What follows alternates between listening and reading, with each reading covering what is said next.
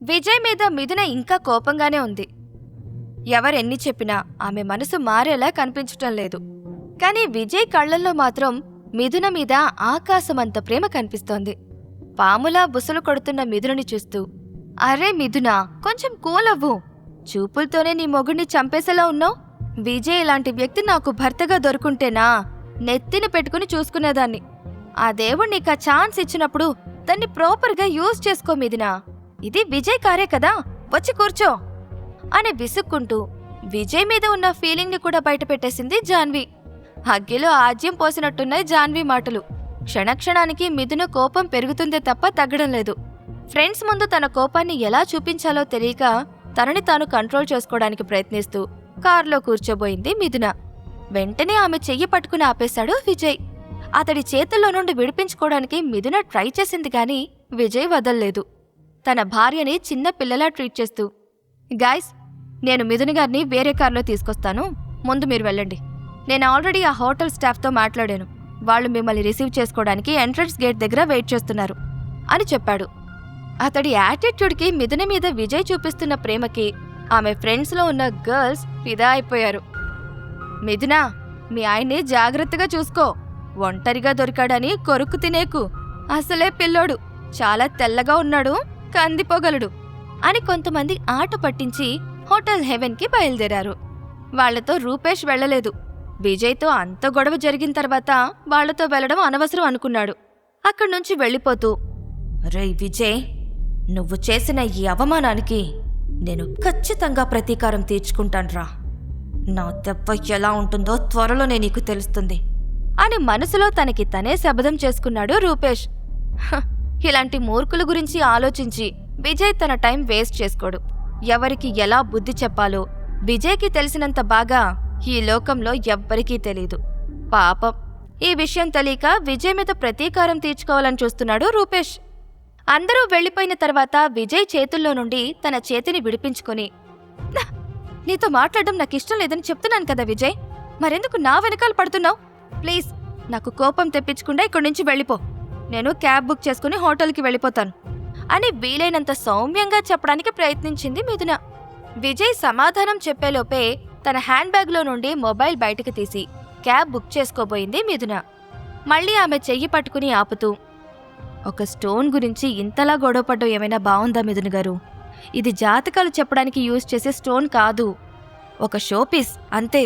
ఒకరు నాకు గిఫ్ట్గా ఇచ్చారు. మావయ్య గారు అప్పుడప్పుడు చెప్తూ ఉంటారు కదా, ఎవరైనా ఏదైనా ప్రేమగా ఇస్తే కాదనకూడదు అని, అందుకే తీసుకున్నాను అని తన నిజాయితీని ప్రూవ్ చేసుకోవడానికి శతవిధాలుగా ప్రయత్నిస్తున్నాడు విజయ్. మిథున సైలెంట్గా ఉండేసరికి, సరే, మీకు నా మాటల మీద నమ్మకం లేకపోతే నాతో పట్టు రండి అంటూ చెయ్యి పట్టుకుని రఘువీర్ ఏర్పాటు చేసిన పార్టీకి తీసుకుపోయాడు విజయ్. మళ్లీ పార్టీలోకొచ్చిన విజయ్ని చూస్తూ, ఇంతసేపు ఎక్కడికి వెళ్ళిపోయావు విజయ్? నేనింకా సౌరభ్, శృతిలు నిన్ను హర్ట్ చేసినందుకు వెళ్ళిపోయావేమో అనుకుంటున్నాను. అయినా వాళ్ళిద్దరూ పార్టీ నుండి వెళ్ళిపోయారు. ఇంక మీరిద్దరూ సంతోషంగా ఉండొచ్చు అని వాళ్ళిద్దరి కోసం వైన్ ఆర్డర్ చేయబోయాడు రఘువీర్. అతడి మాటలకి అడ్డుపడి, రఘువీర్ గారు, ఈ పార్టీ ఎందుకు జరుగుతుందో కొంచెం మిథున గారికి చెప్పండి అని కొంచెం సీరియస్గానే అడిగాడు విజయ్. మంగపతిని కాపాడినందుకు విజయ్ని నా ఫ్రెండ్స్కి పరిచయం చేయాలి అనుకున్నాను. అందుకే ఈ పార్టీ ఏర్పాటు చేశాను మిథున. అందరికీ విజయ్ గొప్పతనం గురించి తెలియాలనుకున్నాను అని తడుముకోకుండా సమాధానం చెప్పాడు రఘువీర్. అలాగే నా దగ్గరికి ఈ స్టోన్ ఎలా వచ్చిందో కూడా చెప్పండి అని విజయ్ అడగడంతో, నా ఫ్రెండ్స్లో ఒకరు విజయ్ టాలెంట్కి మెచ్చుకుని ఇది గిఫ్ట్గా ఇచ్చారు అని జరిగింది మొత్తం మిథునకి వివరంగా చెప్పాడు రఘువీర్. ఇప్పుడు విజయ్ని నమ్మడం మొదలుపెట్టింది మిథున. అలాగే అతడి మీద అరిచినందుకు గిల్టీగా కూడా ఫీల్ అవుతూ సైలెంట్ అయిపోయింది. తనని అక్కడి నుంచి వెళ్ళిపోమని విజయ్ సైగ చేయడంతో, పొద్దున్నుంచి నువ్వు అసలేమీ తినలేదు విజయ్, నీ భార్యను తీసుకుని ఫుడ్ కౌంటర్కి వెళ్ళి తింటూ మాట్లాడుకోండి అని చెప్పి వెళ్ళిపోయాడు రఘువీర్. విజయ్ ఏదో అడిగేలోపే అతడి చేతులు పట్టుకుని, ఐఎమ్ సారీ విజయ్, నాకు ఈ విషయం ముందే తెలుసుంటే మన మధ్య ఇంత పెద్ద గొడవ జరుగుండేది కాదు. నేను చాలా తప్పుగా అర్థం చేసుకున్నాను అని ఎమోషనల్ అవుతూ తన భర్త కళ్లల్లోకి ప్రేమగా చూసింది మిథున. నాకు చెప్పే ఛాన్సు మీరెక్కడిచ్చారు మిథున గారు? అమ్మోర్లా మీద పడిపోయారు కదా. ఇప్పటికైనా అర్థమైందా? ఆ షోపీ స్టోన్ ఆ 2 కార్లు రఘువీర్ గారు ఆయన ఫ్రెండ్స్ నాకు గిఫ్ట్గా ఇచ్చారని? అరే, సౌరభ్, శృతిలు నా గురించి మీకు తప్పుగా చెప్పేలోపే నేనే మీకు అన్నీ వివరంగా చెప్పాలి అనుకున్నాను. కానీ మీరు నన్ను ఒక మోసగాళ్లా చూశారు. మీరు కూడా అత్తయ్య గారులానే తప్పుగా అర్థం చేసుకుంటారని కల్లో కూడా అనుకోలేదు అని బాధపడుతూ చెప్పాడు విజయ్. అతడి మాటలు పూర్తిగా తన గుండెల్ని తాకేసరికి మిథున కళ్లల్లో కన్నీళ్లు తిరిగాయి. నిజంగానే ఈరోజు విజయ్ విషయంలో మిథున చాలా రూడ్గా ప్రవర్తించింది. ఏడుస్తున్న తన భార్యను చూసి, అరే మిథున్ గారు, ఎందుకు ఏడుస్తున్నారు? మీరేడిస్తే నేను తట్టుకోలేను. మీకు తెలుసు కదా, మీ కన్నీళ్లు చాలా విలువైనవి. వాటిని నాకోసం వేస్ట్ చేయకండి అని ఆమె కన్నీళ్లు తుడిచాడు విజయ్. మిథున ఏడుపు ఆపకపోయేసరికి ఆమెని దగ్గరికి తీసుకుంటూ, అరెరే, ఇలా చిన్నపిల్లలా ఏడిస్తే మీ మేకప్ మొత్తం పాడైపోతుంది. అప్పుడు మీ ఫ్రెండ్స్తో సెల్ఫీలు ఎలా దిగుతారు అని ఆట పట్టిస్తూ మిథునని నవ్వేలా చేశాడు విజయ్. ఫైనల్లీ మిథున నవ్వేసరికి, ఇప్పటికే చాలా లేట్ అయింది మిథున్ గారు. మీ ఫ్రెండ్స్ మన కోసం ఎదురు చూస్తూ ఉంటారు. పదండి, హోటల్ హెవెన్కి వెళ్దాం అని చెప్పాడు విజయ్. వద్దు విజయ్, వాళ్ళు ఈపాటికే భోజనం చేయడం స్టార్ట్ చేసి ఉంటారు. ఇప్పుడు మనం వెళ్తే ఎబ్బెట్టుగా ఉంటుంది. పైగా నాకు వాళ్లతో కలిసి భోజనం చెయ్యాలి అని కూడా లేదు అని ఇబ్బంది పడుతూ చెప్పింది మిథున. మీ మాట నేనెప్పుడైనా కాదన్నానా?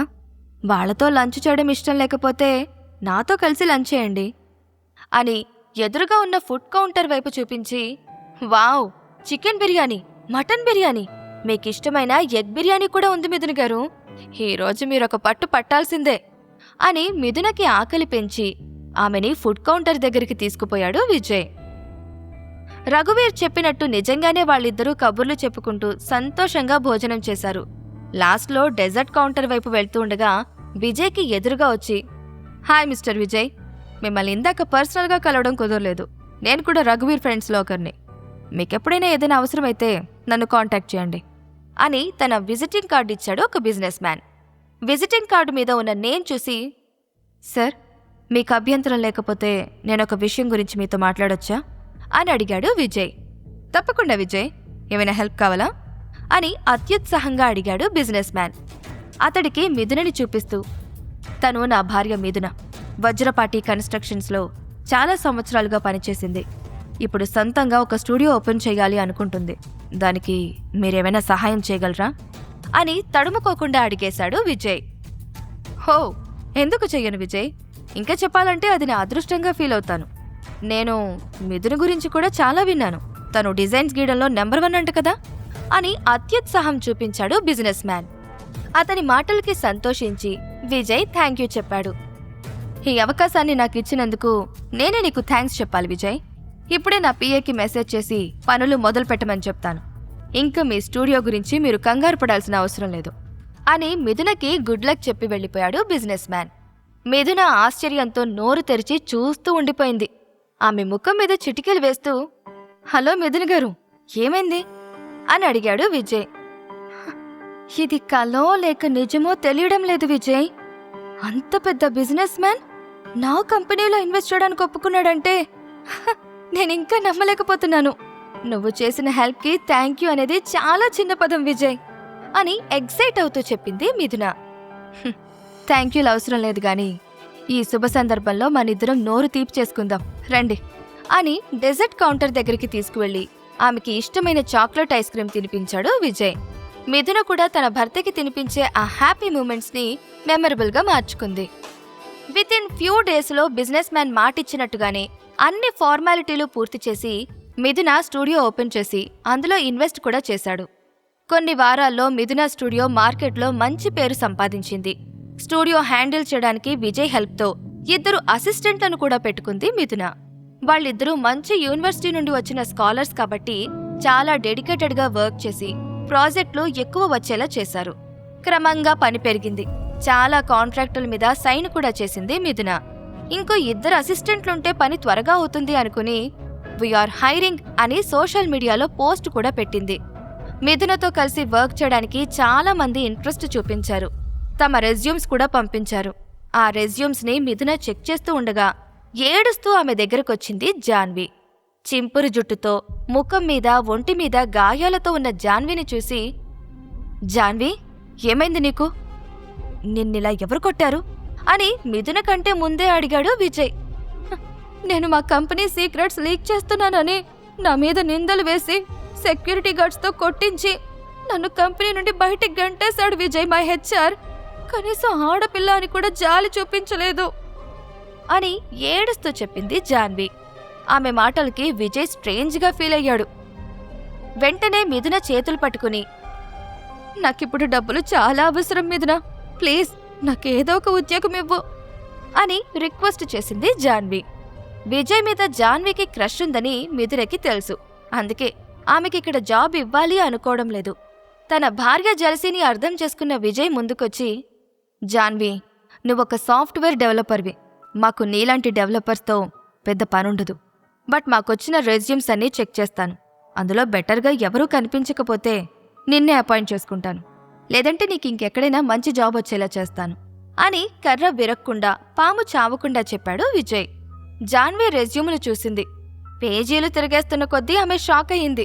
ఎందుకంటే అందరూ అంత హై క్వాలిఫైడ్ క్యాండిడేట్స్. వీళ్ళని చూస్తుంటే నాకు జాబ్ వచ్చేలా లేదు మిథున, ప్లీజ్ ఏదో ఒకటి చేసి నన్ను జాబ్లో పెట్టుకో అని బ్రతిమలాడింది జాన్వి. కంగారు పడకు జాన్వి, మా స్టూడియోలో కాకపోతే వేరే చోట నీకు జాబ్ ఇప్పిస్తానని చెప్తున్నాను కదా. ముందు నువ్వు వెళ్ళి ట్రీట్మెంట్ చేయించుకో. నాకు జాబ్ దొరకగానే నీకు ఫోన్ చేస్తాను అని కొంచెం కోపంగానే చెప్పాడు విజయ్.